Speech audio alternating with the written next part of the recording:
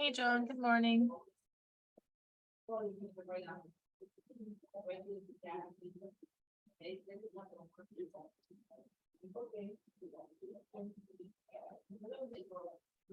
Hello, can you hear me? I can. How is Orlando? Oh my goodness, That good, huh? I can't hear you, but oh, wait, Oh, hold really? on. Let me see. All right, say something. Um, Okay, I can hear you. All right, Kara's here. You want to say hi to Kara? I made you host. So if anything messes up, it's your problem now. No, Wait. I'm just kidding. I'm gonna power through this exam here. It's gonna start in 5 minutes. And so Yeah, you're gonna do fine. But are you sure you don't want to leave me your username and password just in case? I'm just like, I don't know. well, it's gonna give me problem. Like you'd have to log in through the UF and then like it's gonna do the duo Oh thing. shit, I forgot about the duo. Yeah, so I mean it's got to go through me. So, but That's so annoying. Anyway, I mean that's yeah, that way. it's not as simple as it used to be. But that, I mean, just keep it on in the background, and then like I should be here by 11:45 by the latest. Oh, So okay. Yeah, I didn't realize exactly what you were saying initially, so I feel kind of stupid, but sorry, it's all I'm good. No, putting no. these emails. I'm putting them together like before going to bed, basically a lot of the time, and so anyway, It's all yeah. good. If you're not Um, here at 12, it's okay. I got it. But if you are, that is great as well. So it'll be fine. All right. Yeah, Dee gave me some questions, but like it's too late for me to get them in. Like, so Oh, it's you're Thursday. whatever. I've got the Qualtrics questions to lean on. So Yeah. so thank you, Emily. No problem. I'm gonna I'll head see you out. later. Okay, bye. I'll just not have to close this. But Is that in the Zooms? yeah, I just have to not close it because if I do, I fuck this program. I don't like this. It's making me nervous. I don't even know how. What did I My just account do? is doing one of these. Is this like a thing that the master gardeners are doing? Yeah, they gave us like a first crack at some tolerant trees because they're not really available, which they actually kind of are now. But yeah, so I'm selling them. We get them for like $20 a piece, and I'm doubling that, and I'm using it for a splash fund. So if you want one, but to be fair, next year they're coming out with how did I make this?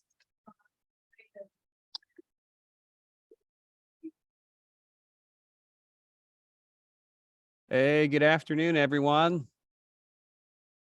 We'll keep admitting everyone here, but it's noon and we've got to get on schedule. Today's guest for the webinar series, Arboriculture and Landscape webinar series for South Florida is Dr. Deah Lieurance. She's an extension scientist in the Agronomy Department at the University of Florida's Institute of Food and Agricultural Sciences. She's been the coordinator for UF IFAS assessment of non-native plants in Florida's natural area since 2013. She received her PhD from Wright State University in 2012, and prior to that, she spent 3 years at Fort Lauderdale working on the development of biocontrol agents in the United States Department of Agricultural and Invasive Plants Research Laboratory. In 2021, she was the recipient of the Rita Beard Visionary Leadership Award from North American Invasive Species Management Association, and currently serves on the board of directors of their IDEA committee. Is the current chair of the Florida Invasive Species Council and was just named vice president of the Invasion Ecology section of the Ecological Society of America. So with that, I will go ahead and pass it off to you here, Deah. Thank you. So yeah, apparently I do all things invasive. All right, let's get the slideshow. And there we go. Okay, great. I just want to thank everyone for joining us today.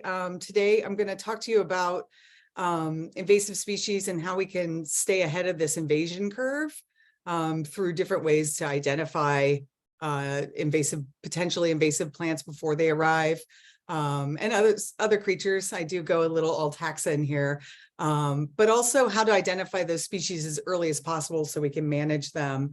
And then some guidance on what you can do to help stop the spread.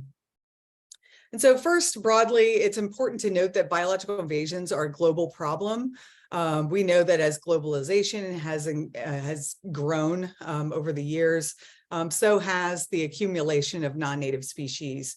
And here in this figure, you can see it's divided up by taxonomic group, but this is the year on the x-axis from 1500 to 2000. And on the y-axis, you've got your non-native species richness. And so this is just how are those species accumulating through time? And I've added these bars to show this is right around 1850 to 1900. Specifically for plants, this is when we've seen a lot, sort of that beginning bump up or accumulation of species right in that period for plants and for these other taxonomic groups, with the exception, crustaceans were a little late to the game. But of note here that's actually a bit concerning is that, these slopes of these lines aren't saturating. Again, there are a couple of outliers, but as we keep moving forward, it just looks like we're going to keep accumulating more and more non-native species. So we also know that there are different drivers of biodiversity decline, global biodiversity decline. And there's a group in Europe, IFAS, that essentially they were put together by the UN to do a global assessment on this biodiversity decline. And they identified 5 drivers, including changes in land and sea use, direct exploitation of organisms, climate change, pollution, and then finally, invasive species, where here they've noted that the numbers of alien species or invasive species per country have risen about 70% since 1970. So there are compounding effects of climate change and invasive species where they work together to actually make the situation worse, intensify impacts, et cetera. Biological invasions are also costly. There's a group it's called IFAS that are doing a really, really good job of estimating and calculating these management and damage costs. And so for North America, it's been estimated that we're seeing about $100 billion in management costs since 1960 and $1.26 trillion in damage losses in roughly the same amount of time. And so this one's on a global level. Apologies for that. But what you see here are the top 10 species that we're working on pre-invasion management or prevention and post-invasion management. So these aren't the same species across, but so it's the top 10 for each category. And what you see in the pink in this post-invasion is that we have, a really high number compared to the blue. In fact, we're looking at spending for prevention or pre-invasion management that's 25 times lower than post-invasion management. And so, just trying to put this in a global perspective, so you can think about as we sort of narrow this down to Florida. So to stay ahead of the curve, I'm going to explain this invasion process, talk about how we manage across the invasion curve, predict and diagnose biological invasions, talk about the IFAS assessment, and then this is where we go a little alt taxa, and I'll explain this project on horizon scanning, and then finish out talking about a new network, a relatively new network, the Southeast Regional Invasive Species and Climate Change Network. And so the invasion process is a stepwide process. So you have these 5 steps. At any one of these points, you can break this process. So for example, your species has been transported and introduced, but the climates don't match. Therefore, your species can't establish. Moving on to the spread, maybe your plant requires a specialist pollinator that is not imported with it. so it can't reproduce. These are the kinds of things that can stop that, both biotic and abiotic, so living or in the surrounding area. So it's important to note that not all introductions result in an invasion. So just to kind of drill in on these steps, here's what transportation looks like. So the white lines are those are air flights pass, and the blue are shipping routes. And the darker the line, the more frequent the trip. And so you could just, number one, this figure really nicely shows how interconnected we are globally. But you can also just see this potential for moving species around, especially when you look at what just one ship can hold. I mean, there's just thousands of these cargo containers that have either species they meant to bring over or some kind of hitchhiker that could be involved. And then not to be discounted, we do ship a lot of freight as well. So this increases the opportunity for species to move from one geographic location to the other. So next up, we have pathways. And so there are intentional pathways, including horticulture, agriculture, forage. Sometimes we introduce species for erosion control and wildlife improvement.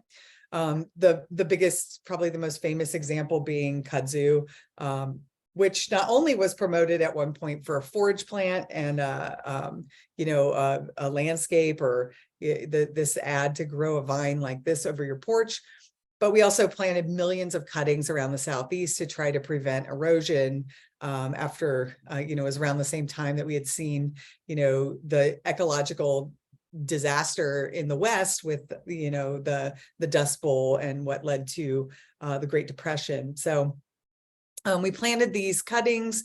It was actually a part of the New Deal with the Tennessee Valley Authority and the Conservation Corps planting these to try to fix the soil. And now we have what's called, the vine that ate the South. And you can see this invasion here. In terms of accidental introductions, you might have, that ship I showed in the previous slide.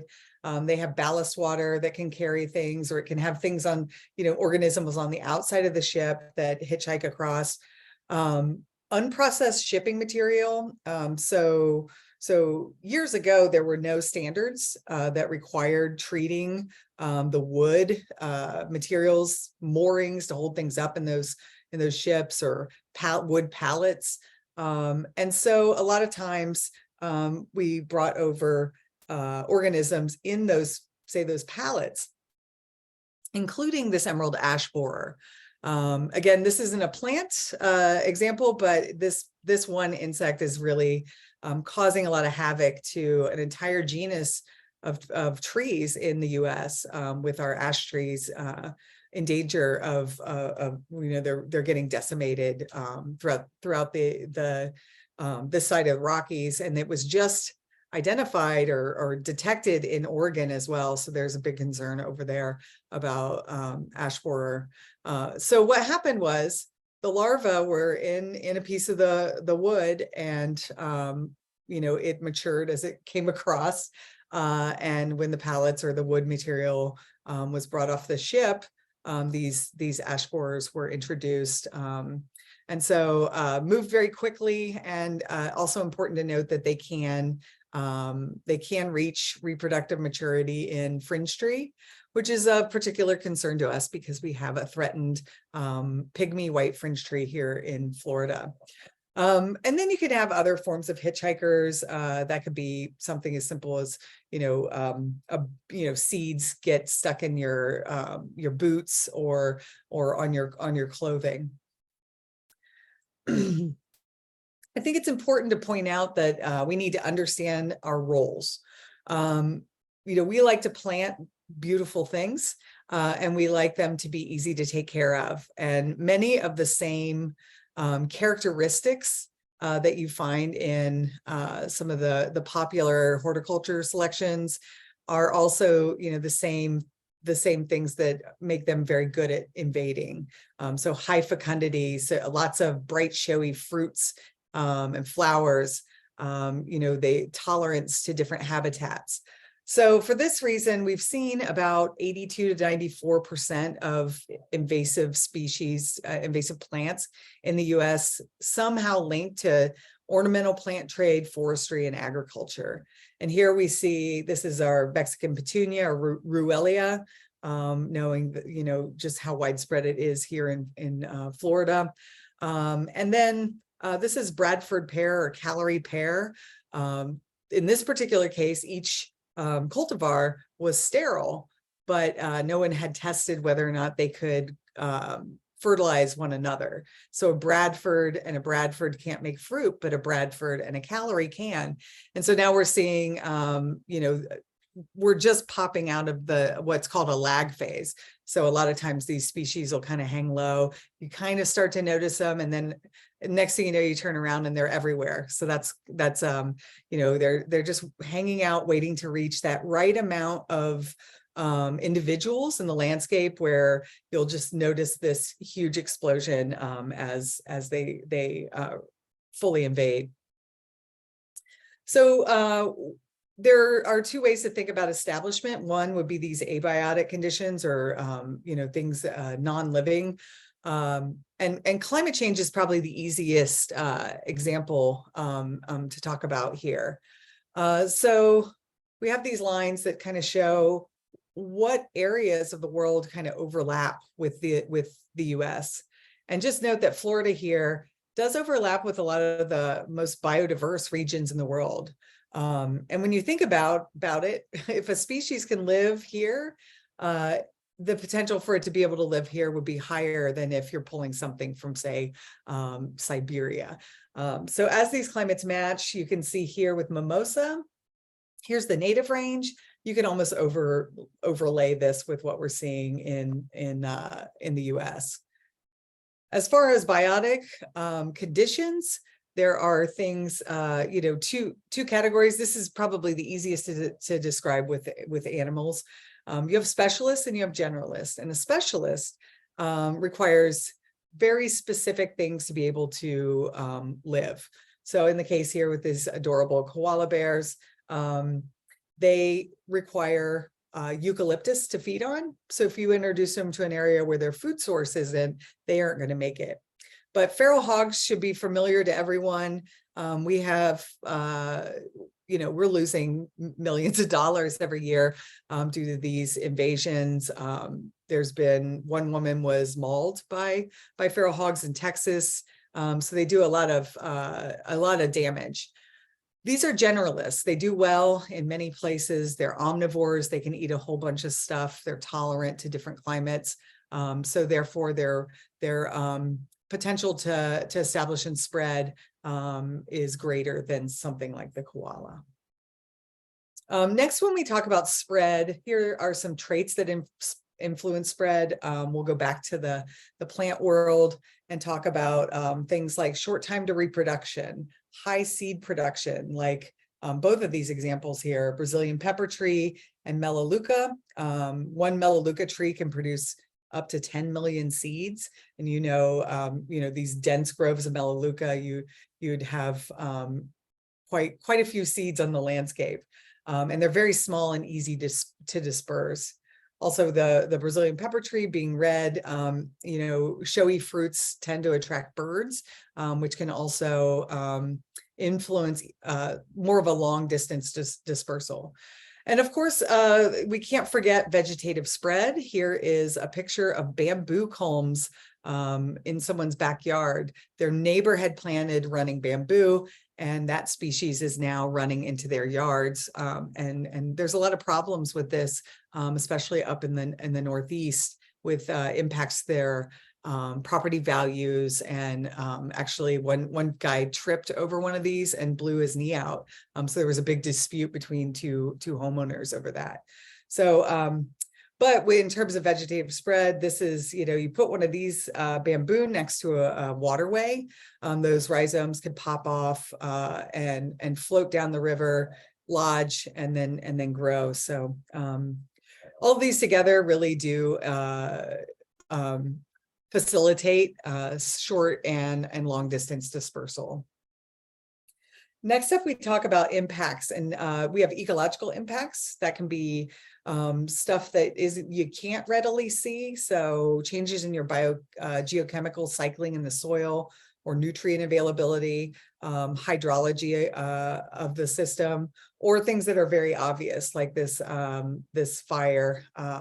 This is a Melaleuca fire in the Everglades. These trees are full of volatiles that are flammable.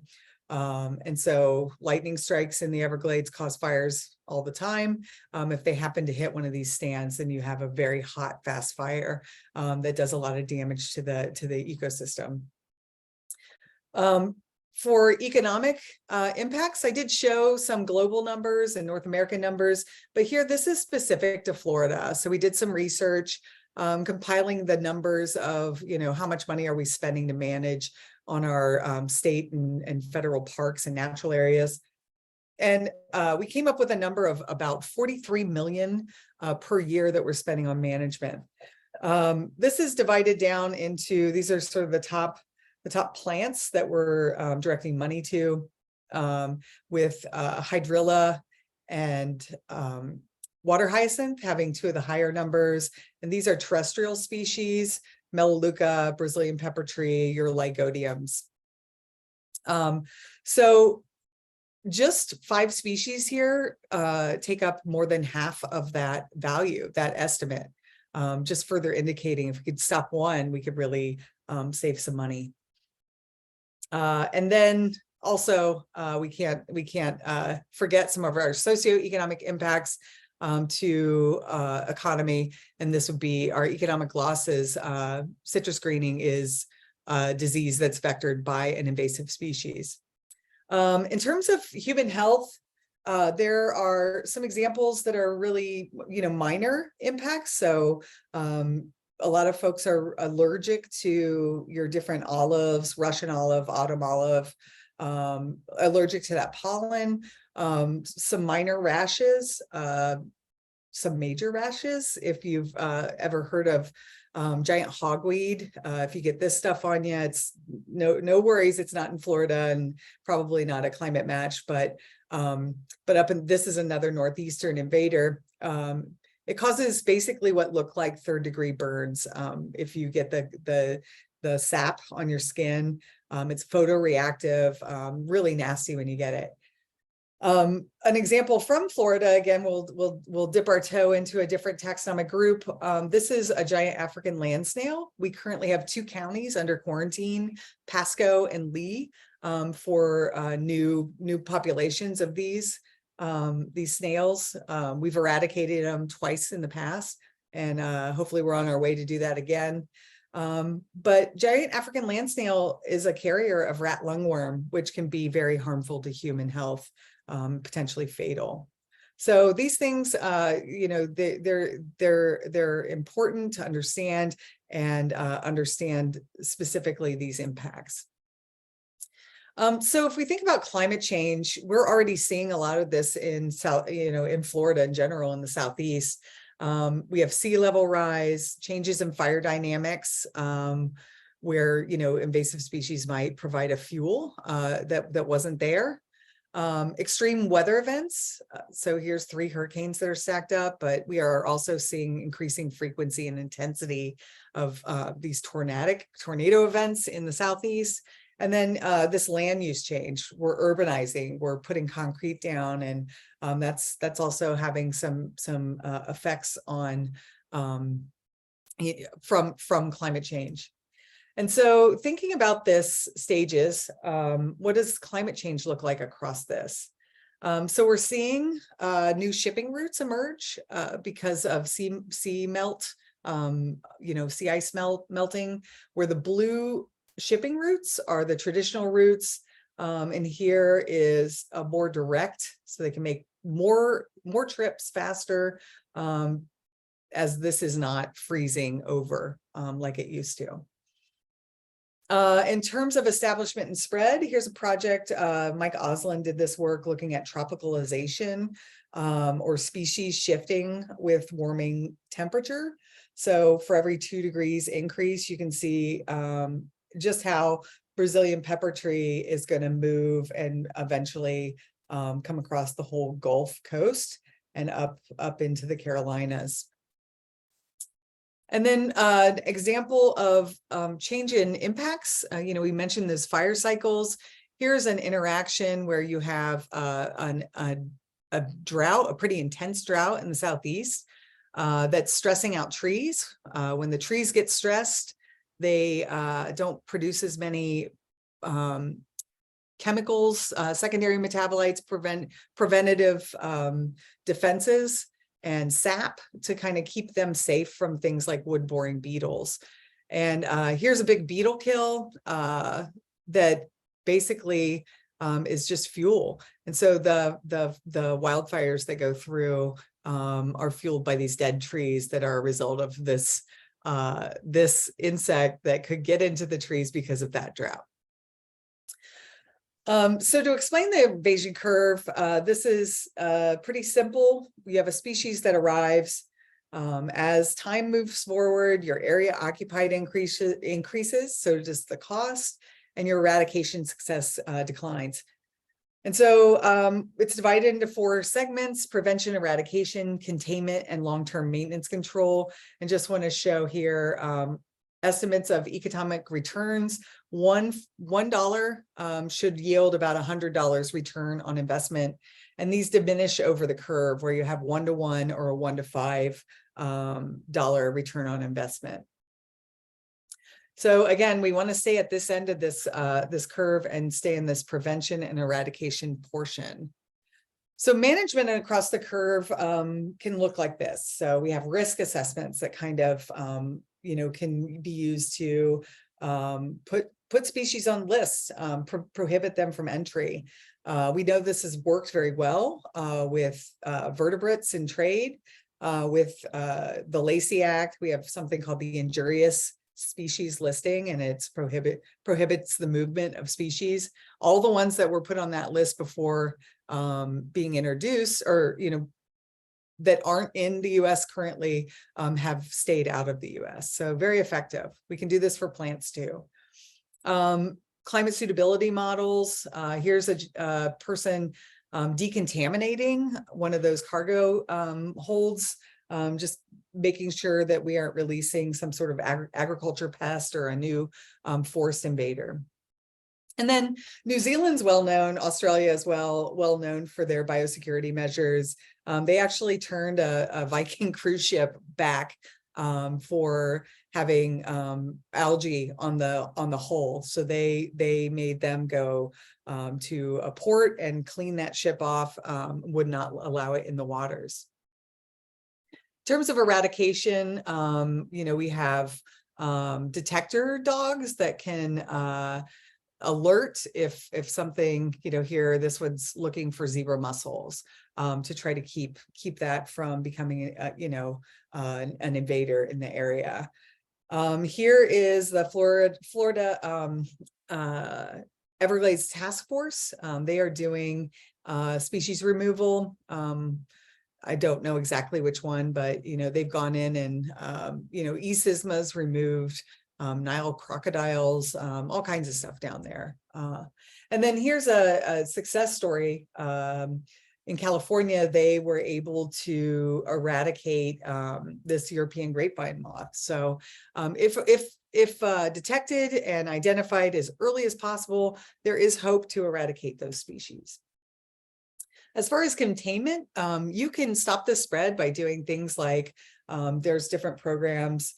Clean, drain, dry is a directive. You take your boats out, drain it, clean off all these are actually zebra mussels. Clean all those things off. Let that stuff dry before you move to the next water body. You want to just keep from moving those to the next place. We also have boot brushes, boot brush stations. You can use that to clean the treads in your shoes. treads in your vehicle. So if you have bike, if you're mountain biking, hooves on horses, it's recommended to take a look at that if you're into horse riding. So this will stop moving those species around. There's other things you can do as homeowners. If you have an invasive species that you're like the pothos that you might be seeing growing around South Florida, and you want to get rid of those, don't toss them into your compost pile. You're going to want to double bag those and put them in the landfill, especially if you're dealing with something that might be on one of those prohibited lists. And then finally, we have this control and management. So this is maintenance control. We're just trying to keep our heads above the water here. So this is a lot of things, we don't want to spray everything, but whoa, sorry, something just ran into my door. Okay, sorry about that. Anyway, so we want to try to stay earlier in the curve so that we can reduce the amount of this kind of spraying across our natural areas. And so staying ahead of this curve, we can do things like risk assessment mentioned earlier. You can think about this as the likelihood an event would happen and the severity of that impact. So in this case, the event would be an introduction, and that species would be able to establish and spread. And then here are those impacts we mentioned before. So if it's unlikely and negligible impacts, we're looking at low. And as you move up and over, we move into this high risk category. So most risk assessments, almost all of them, think about risk in this way. Status assessments, this is for species who are already there. So we want to try to do the risk assessments as a pre-introduction. And this is once they are introduced. So this is a specified set of questions, require documentation, and we do assess species one at a time. Here's one of the early or newer sclerias that's been introduced. And so just with this couple of populations, we have 13 records here. We were able to do a status assessment that basically indicated this is invasive already by its behavior in just this one area. So this is where the IFAS assessment comes into play. We have 3 decision support tools. Our predictive tools are invasion risk, status assessment, and finally this IFAS-specific taxon cultivar, which is a special tool that's used to evaluate the invasion risk of varieties, cultivars, hybrids, etc. The predictive tool is a risk assessment that has a series of 49 questions. Depending on how you answer those questions, you get a cumulative score. Some are -1, some are +1. We do have a few questions that are weighted higher. You take the cumulative score, and anything over a 6 is a high risk for invasion. Again, we want to look at these species new to the state. In certain cases, we do these assessments for proposed new uses. Specifically, we work with Florida Department of Ag and Consumer Services for biomass planting permits. So we don't, say an ornamental grass that you might be putting one in your yard at a time. Well, now we want to make biofuels out of it. We're planting hundreds of acres. You're completely changing how many potential propagules are in that landscape that can become a problem. And then a specific request. I've done a few species for Florida friendly landscaping or gardening, where they wanted some species. We were, rooting for those to come out as a negative. Status assessments, just want to show that we can have a different conclusion for South Florida, Central Florida, and North Florida. We have different climates between South and North Florida. And we look at ecological impacts, distribution, both the existing and the potential expanded distribution, and then how hard are they to manage. And we do incorporate field data from our experts to answer these questions.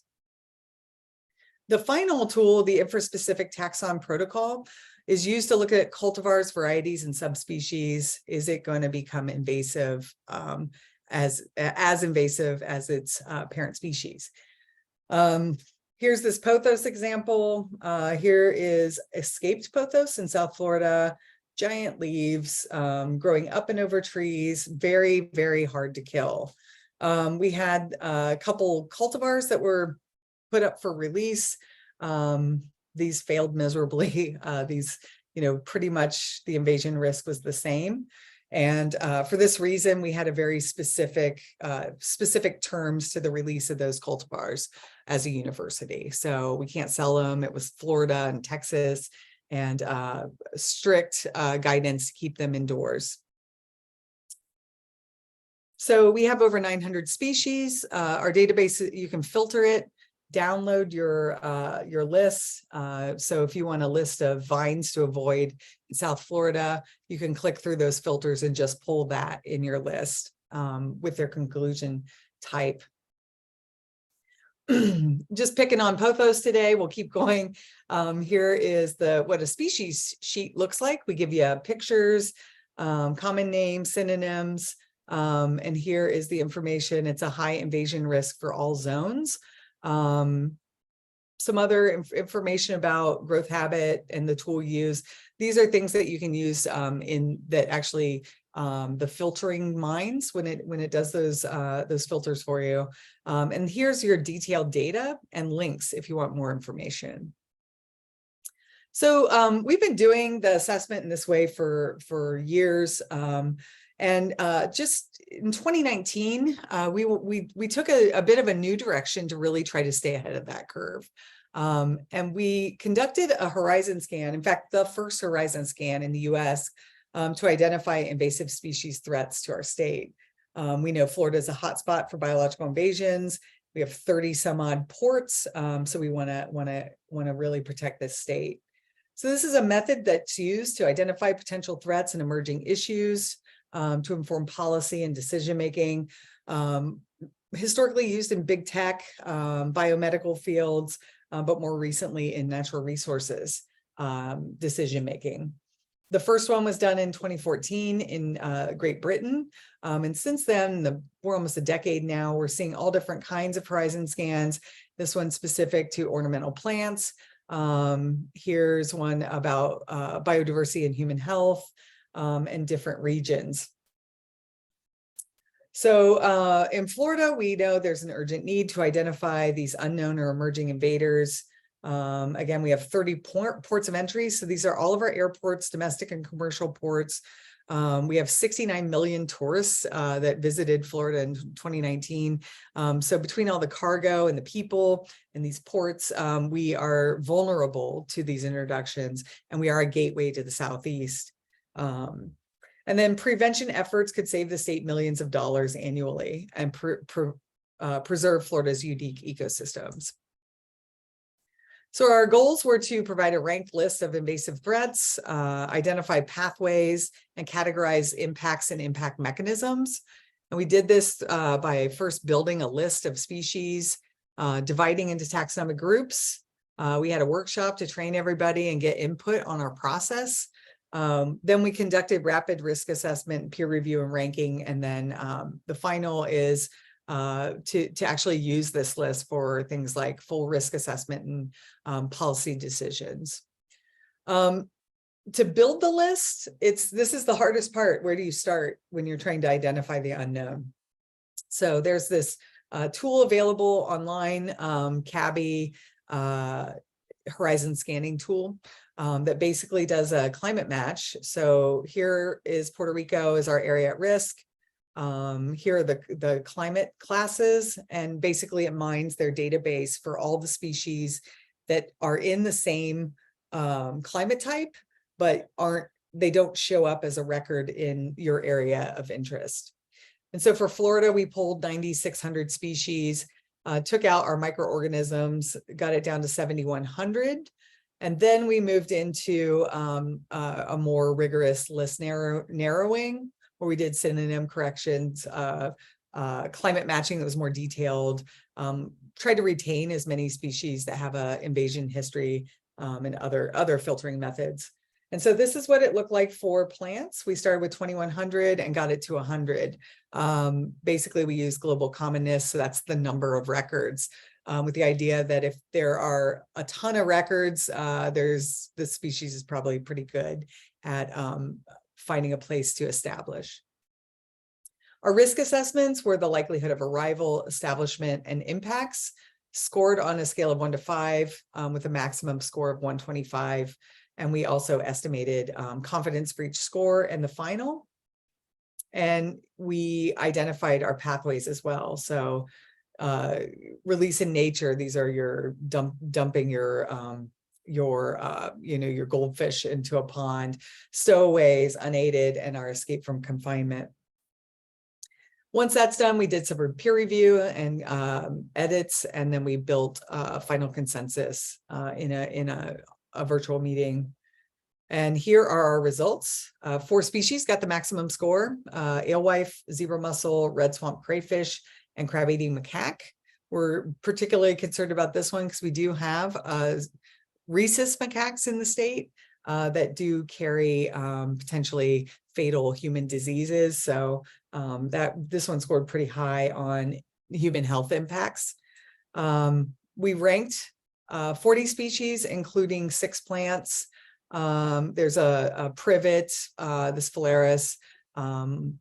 This is an oat. We also, here's what the certainty looked like. We had a lot of confidence in our scoring for most of these scoring elements. This is a village weaver bird. We had low confidence in the pathway information, but decided to go ahead and rank it because of the potential impacts. And then here's our pathways, how things are moving around. Transport stowaways and transport contaminants were the major pathway for all 460 some species that we evaluated. Escape from confinement from pet aquarium releases for our ranked species, which we think, this is pretty important here, knowing what things have gotten out from just pet releases here. And then 44.4% of our pathway individuals identified in this unaided pathway, which is a secondary pathway, natural dispersion after a anthropogenic or human introduction. And then here are our impacts. I'll just point out that for the plants, you'll see damage to agriculture, forestry, agriculture, and human health here are those allergies that I mentioned. But we also have changes, chemical impact on ecosystem and physical. Here we're changing the structure of the ecosystem. Here we're maybe allelopathic, putting out chemicals in the soil that inhibit others from growing. But for the most part, competition was the biggest impact way that impacts were realized for the majority of the species.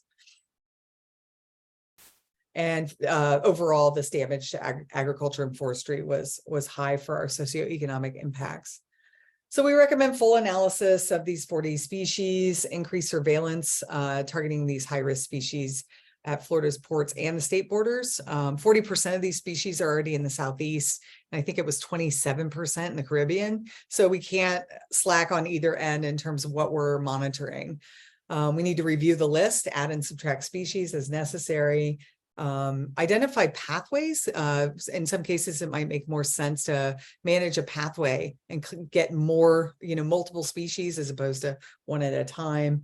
And then use this methodology to do horizon scans elsewhere. And here, you can't do this alone. We had all of these folks that helped out with this project. And finally here, we'll go through the Southeast Regional Invasive Species and Climate Change Network. I'm a co-founder with Brett Sheffers and Wes Daniel here. And we are funded by this Southeast Climate Adaptation Science Center.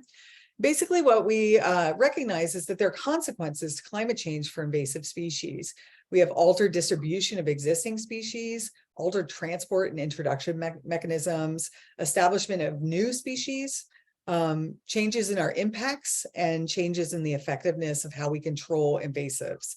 And so What the Southeast Risk Network strives to do is reduce the joint effects of climate change and invasive species by synthesizing relevant science, sharing the needs and knowledge of managers, and building stronger scientist-manager communities by conducting priority research. So essentially, we bridge the gap between management and research so that we're making sure the research we're doing informs management and the management is telling us what they need.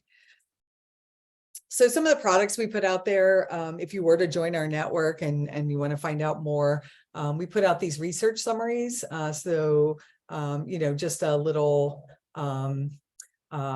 bullets and summaries, and you know, we synthesize research articles so you can basically get the gist in one page as opposed to 13 pages of scientific jargon.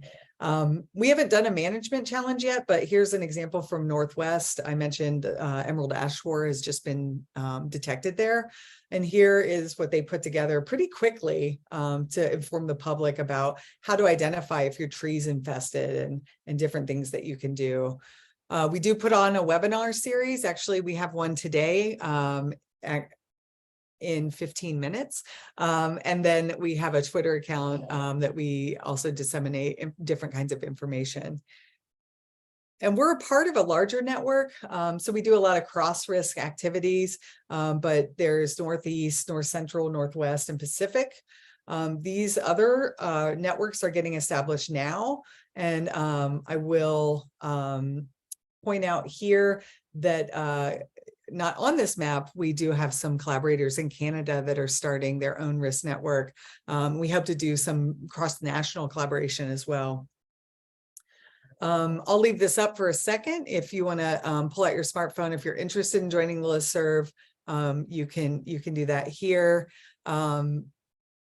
The information isn't all about you know, how to kill or manage species. So I think it would be interesting for the general public as well as the management communities. And then finally, the assessment website address is here. And if you don't get to your questions, you can always email me at dmlieurance@ufl.edu. So I'm going to stop the share and take questions.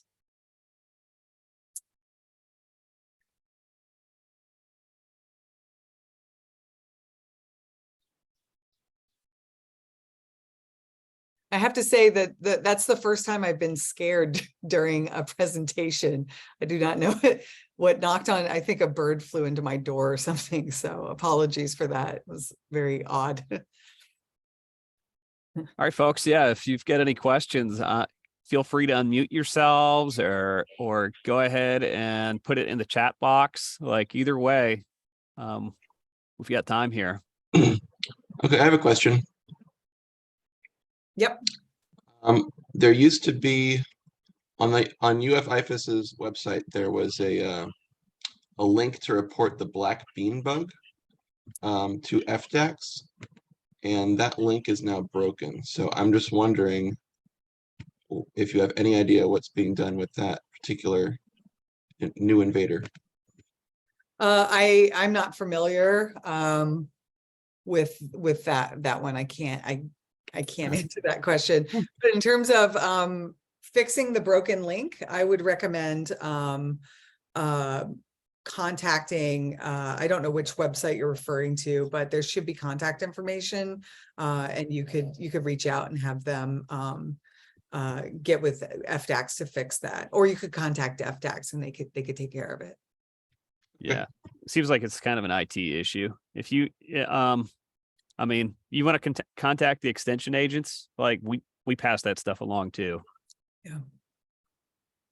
All right, thank you.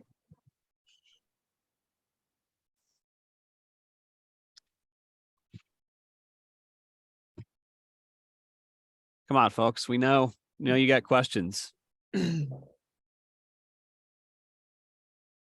What about you, Emily? Do you have any questions? I have a question. Can you hear me? Yes, we can hear you.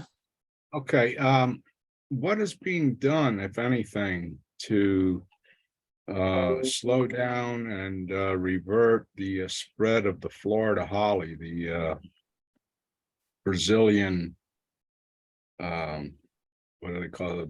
Brazilian pepper that is so easily dispersed by birds feeding on the fruit and roosting on fences or light poles or what have you. And next thing you know, you have a jungle that is a nightmare to remove and eradicate. Yeah, so in terms of management, right now, there's guidance for how to kill it on the Center for Aquatic and Invasive Plants website. If you're wanting to remove it from your own landscape. I would also advise when you're removing those plants, especially if they have fruit on them, don't compost them. This is a species that you would want to double bag and throw in the general trash to go to landfill. Technically, we're not even supposed to move. That's a restricted plant or a listed plant. But in the case of getting it off your landscape, you can throw it in the trash. If you put it in your compost, well, then it's gonna grow, especially if it has seeds. In terms of other management, there's a pretty extensive biocontrol program that's working on Brazilian pepper tree, cooperation between University of Florida and that USDA Invasive Plant Research Laboratory in Fort Lauderdale. So I think they're up to 4 biocontrol agents. I know there's a couple thrips that they're looking at. So I think in the future, we're going to be looking at more of an integrated pest management approach where you're doing multiple control efforts to try to keep those populations down. A lot of those biocontrols in general will attack, for the biocontrol programs that we have here, they really go after things that'll reduce the reproductive abilities. So whether it's air potato, there's a biocontrol they're working on that's going to go after the bulbules, those little the potato part. And in the case of Melaleuca and the Brazilian pepper tree, a lot of their agents will go after the tips, so it can reduce or stop the formation of flowers and then fruit. So there's different ways that we can keep things in line. But if you're doing it just on your own property, it's going to take a little more effort. Yeah, Deah? I was referring mainly to what you just concluded your statement there with some type of way to keep them from reproducing fruit or from self-propagating like that. That's I think the best answer. That would be ideal. Yeah, and the problem is where we've removed Melaleuca, the Brazilian pepper tree has moved in. So my prediction, I'm sorry, this is not a very hopeful prediction, but I'm going to guess that once we remove the Brazilian pepper tree, the earleaf acacia is going to take over there. So there's job security in what I do. I will say that. Deah? Yeah. Hi. How are you? Doing well, thanks. Is there something that we as the general public can do to help or to persuade big box stores from carrying invasive species like, Mexican petunia? We still see that all the time being sold in Home Depots, Walmarts, etc. Yeah, I get this question a lot, and I honestly, I don't know of any programs that are going on here in Florida, but there's a really good example of what we could do here that they did in California, where master gardeners and master naturalists worked with the California Invasive Plant Council and this other group called Plant Right. And basically they use citizen science where people like you could go to these big box stores and catalog what they have. And then put together information sheets on some of those major invaders that they're seeing being sold there. And then there was some coordination with those stores. But my experience, I haven't had a lot of luck talking directly to, say, my Home Depot here in town, when I see something they shouldn't be planting. But if you happen to see, familiarize yourself with the noxious weed list. If you ever see anything like that getting sold, you can turn them in to the state.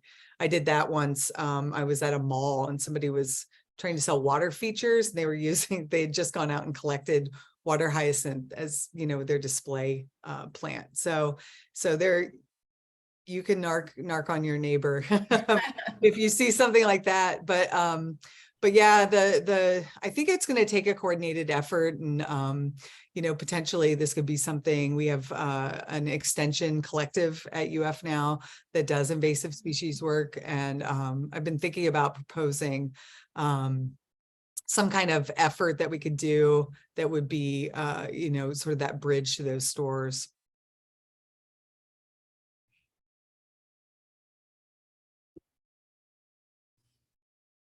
I'm looking at the chat here. The FDACs can require any retailer not to sell Category 1 invasive species.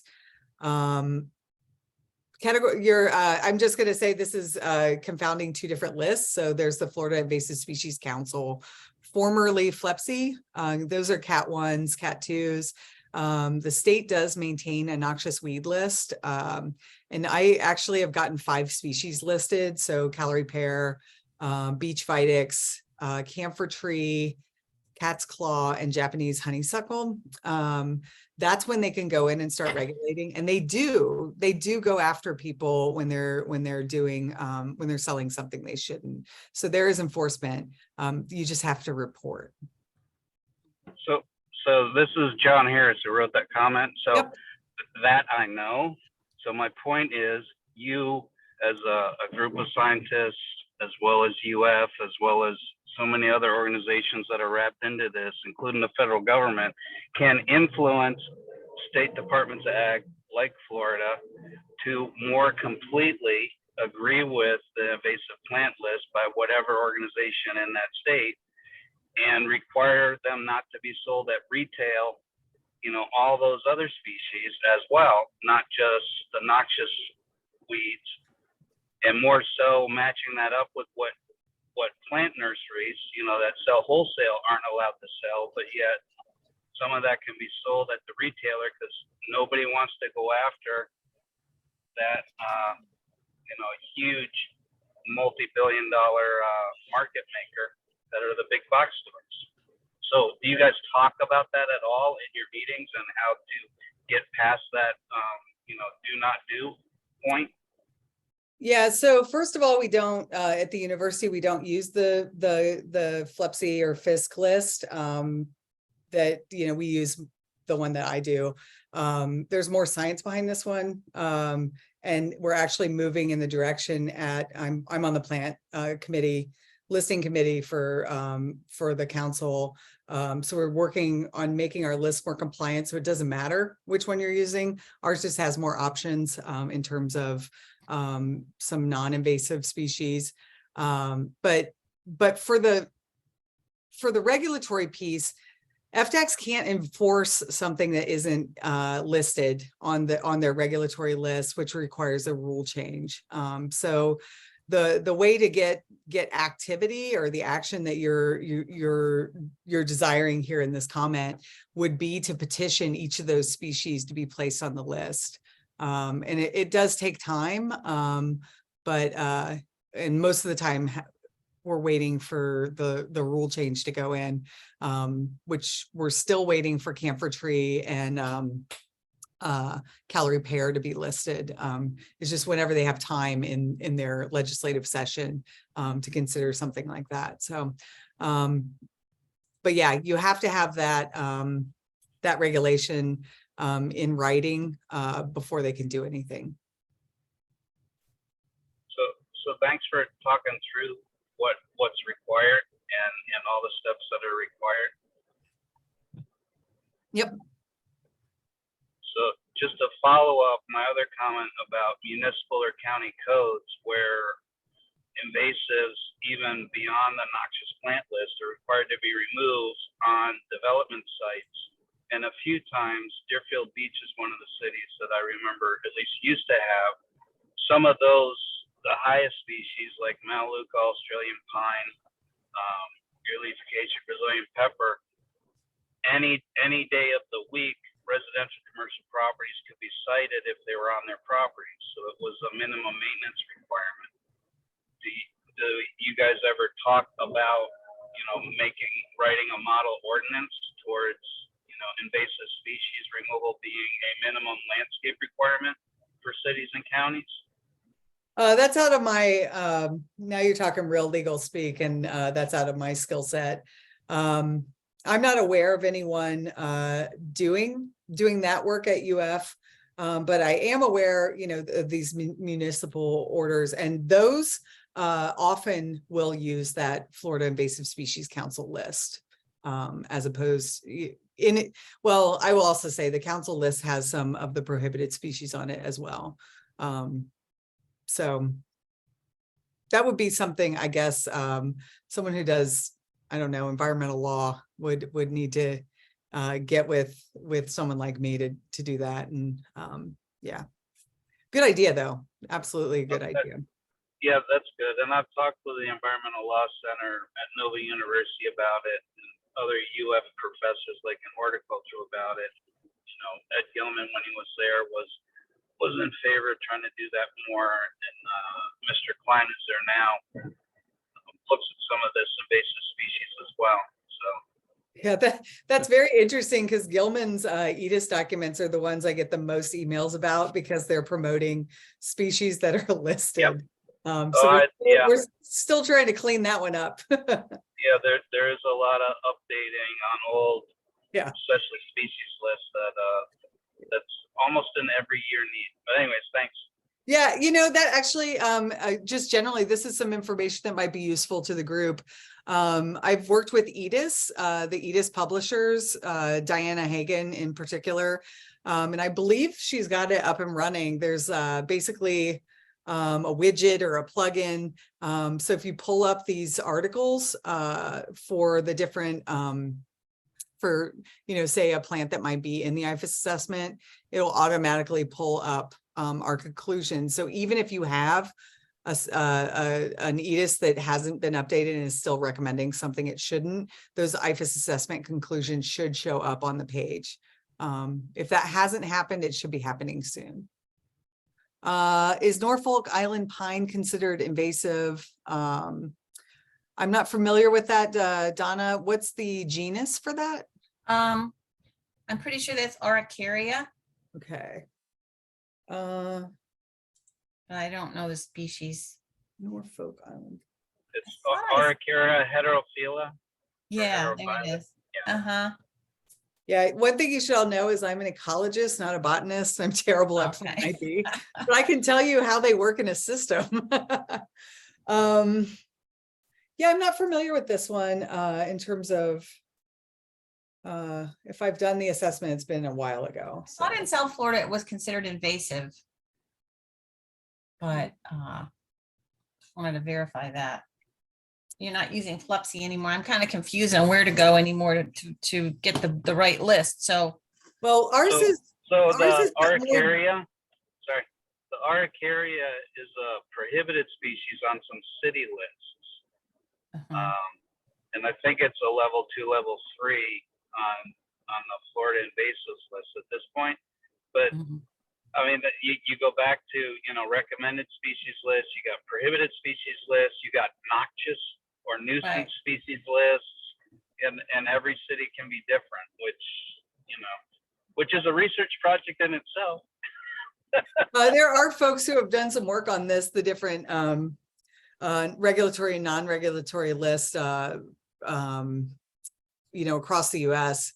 That's one of the problems we have with communicating about invasives in Florida, is just we've got so many invasive species and such a long history with them that we have a lot of different places to find information, and it can become confusing and overwhelming. and also the north and south part of the state can have different invasive species because, we don't freeze.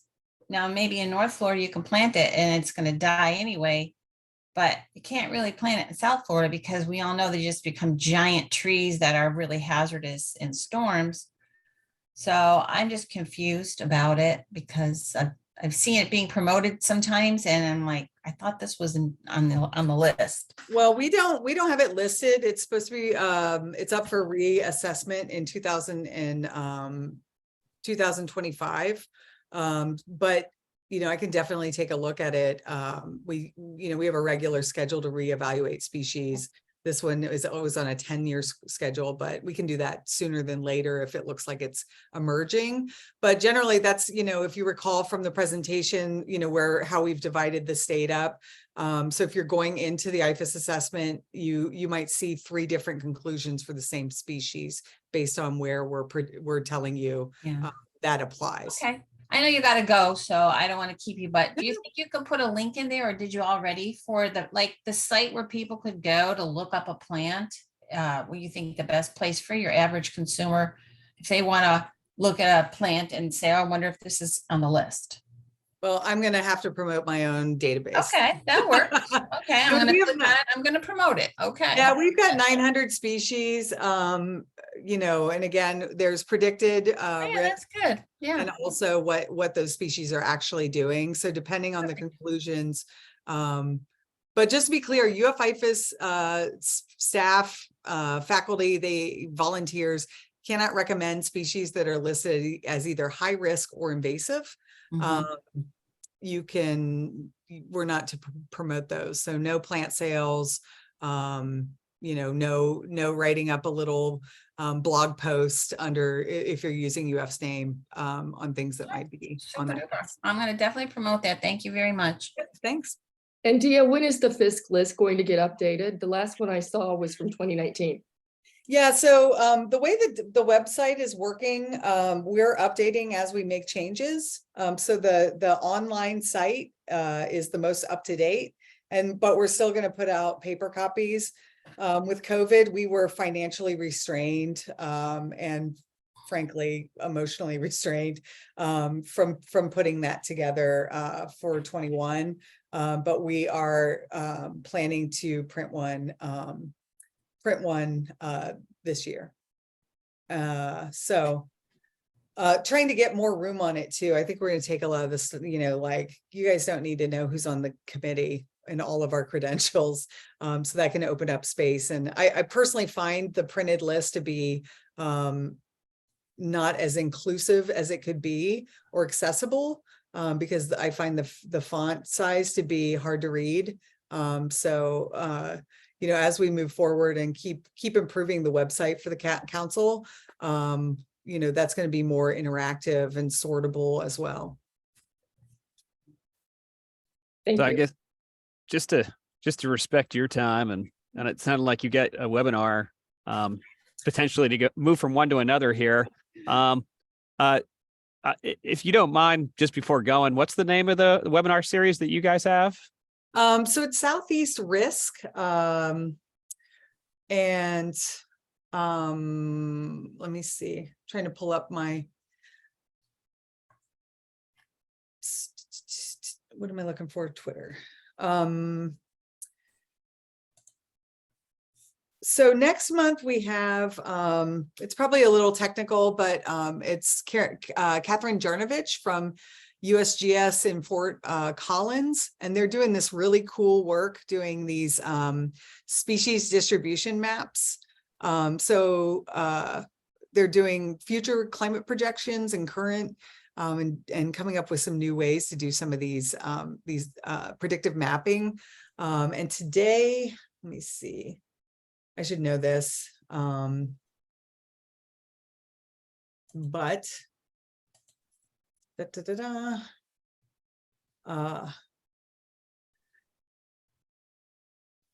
apologies, I'm like navigating. So today we have a webinar on plant invasions in the tropics, lessons from the Caribbean. Yulissa Rojas Sandoval is speaking. So we have those kinds of things. We try to mix it up in terms of content. So it's, last month we did a webinar on the Joro spider. If you've heard of this thing, we don't have it yet, but we will. This is a spider that is quite large. We don't know the impacts yet. We know they don't harm humans, but we don't know what it's doing to like the food webs. And they move around. They do this parachuting method where they'll make these, when they're small, they make these webs, and the wind moves them, moves these spiders around. So that was last month. So try to keep it varied and interesting for y'all. But hey, they don't bite. Yeah, like I said, they don't harm humans, but we don't know what they are harming. There's just not enough information yet. Early on, there was, when people were first, there was a big, it's almost like murder hornets, the year of the murder hornet, sensationalizing these species. And it's like, with this one, they were saying there were no impacts. And we were really pushing back on that. We're like, we don't know if there are impacts. So I wouldn't go so far as to say that. I would say they're to be determined. So that's going to be an interesting one. Not looking forward to it. Well, thank you so much, for spreading the knowledge here. And I mean, we get a lot of questions about invasives, like in the various county offices. I know the agents, it gets brought up a lot. And I mean, it's just good to have some of the, the UF is working on this stuff, and like we get to talk to the main person here, behind it. So yeah, definitely would hope to run into you at some point through the UF system some more here. Absolutely. And reach out if you want to talk more about the public gardens project. Oh, for sure. Yeah. That's something that's been on our radar for a while, like trying to, different objectives, trying to make it all work. So for sure. Yeah. So thank you guys, everyone here, so much too for being here. I'll follow up with an email and pass everything along. We've got a survey too, but outside that, we'll see you next month. Thank you all. Thank you. Bye, John. Thanks. Thank you.